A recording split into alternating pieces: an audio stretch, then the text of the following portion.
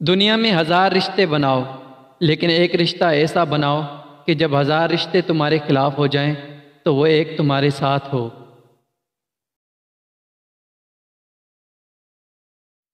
خاموشی ایک عظیم نعمت ہے، خاص طور پر تب جب اختلاف زیادہ ہوں، آوازیں بلند ہوں، علم کی کمی ہو اور دلیل کی کوئی اوقات نہ ہو۔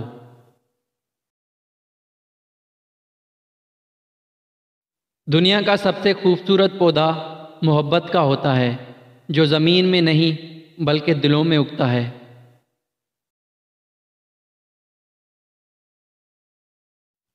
لوگوں کو دعا کے لیے کہنے سے بہتر ہے کہ ایسے عمل کرو کہ لوگوں کے دل سے تمہارے لیے دعائیں نکلیں۔